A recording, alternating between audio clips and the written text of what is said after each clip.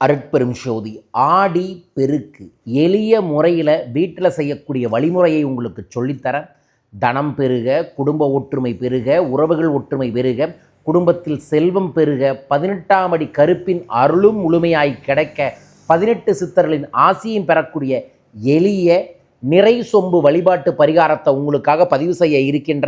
ஆடி 18 comment பாக்ஸில் mention பண்ணி like பண்ணி ஷேர் பண்ணி சப்ஸ்கிரைப் பண்ணிவிட்டு இந்த பதிவை பாருங்கள். தமிழன் இந்த பிரபஞ்சத்தை தன் அகத்தில் புறத்தில் உணர்ந்து அதை பரிகாரமாக வழிபாடாக விழாக்களாக்க வைத்திருக்கின்றார்கள். அப்படி இந்த ஆடி 18 அப்படிங்கிறது நம்ம ஊருக்கு நீர் தேடி, அதாவது காவிரி நீர் தேடி வரும். அந்த காவிரி நீர் பெருக்கெடுத்து புது புனலில் ஓடி வரும்போது அந்த காவிரி நீருக்கு நன்றி செலுத்தி புது நெல்லை நடுவதற்கும் புது வாழ்க்கையை தொடங்குவதற்கும் புது தொடக்கத்தை தொடங்குவதற்கான ஒரு நாள்.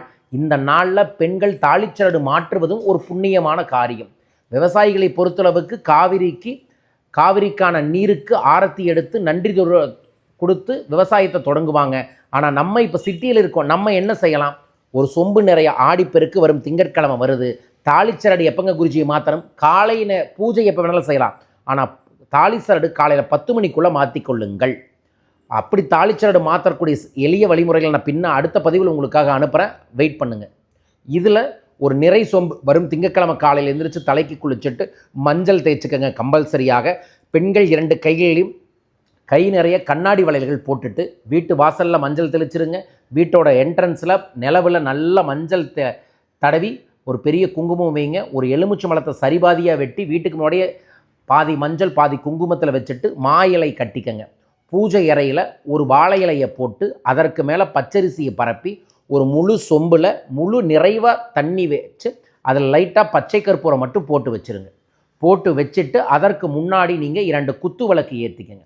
குத்து விளக்கு ஏற்றி வழிபட வேண்டிய சொல்ல வேண்டிய மந்திரம் அப்படின்னு கேட்டிங்கன்னா உங்களோட குலதெய்வ மந்திரம் ஓம், குலதெய்வத்தோட பேர் நம.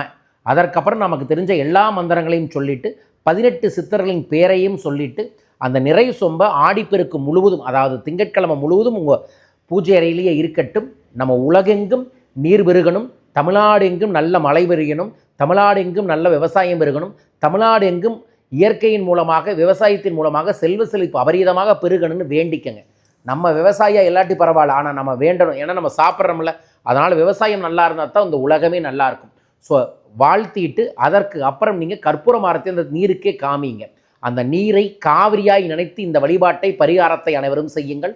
அதற்கு பிறகு தாலிச்சரடு மாற்றுவது, பிரசாதங்களை வீட்டில் இருக்கிறவங்களுக்கு கொடுக்கக்கூடிய எளிய வழிமுறையை செய்யுங்கள். இந்த பரிகார வழிபாட்டை உலகெங்கும் இருக்கக்கூடிய நமது நண்பர்கள் வரும் திங்கட்கிழமை மறவாமல் செய்யுங்கள். அதற்கு அடுத்த நாள் அந்த தீர்த்தத்தை எடுத்து வீடு முழுவதும் தெளித்து விடுங்கள். நல்லது நடக்கும். உங்களுக்கு நல்லது நடக்க நானும் பிரார்த்திக்கின்றேன்.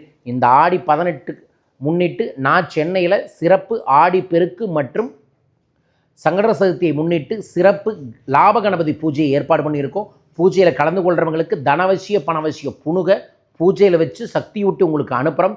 உங்களுக்கும் அந்த தெய்வீக புணுகு வேண்டுமென்றால் தொலைபேசிகள் தொடர்பு கொண்டு உங்கள் பெயரை பதிவு செய்யுங்கள். தொடர்ந்து ஆகஸ்ட் 8ஆம் தேதி மதுரை வர இருக்கின்றேன். மதுரை நண்பர்களை என்னை சந்திக்க பயிற்சி வகுப்பில் கலந்து கொள்ள தனிநபர் ஆலோசனைகளுக்கு தொலைபேசிகள் தொடர்பு கொள்ளுங்கள். ஆகஸ்ட் மாதத்தில் வரக்கூடிய வரலட்சுமி நோம்பியை முன்னிட்டு வரலட்சுமி தெய்வீகமான வசிய முகம் எந்திரம் பூஜைக்கான சூட்சம பொருட்களை பூஜையில் வச்சு கொடுத்துக்கிட்டு இருக்கோம். உங்களுக்கும் வரலட்சுமி பூஜா கேட்டு வேண்டுமென்றால் தொலைபேசிகளில் தொடர்பு கொள்ளுங்கள். மீண்டும் ஒரு அற்புத பதிவில் உங்களை சந்திக்கின்றேன். வாழ்க வையகம், வாழ்க பணமுடன். நன்றிகள் கோடி.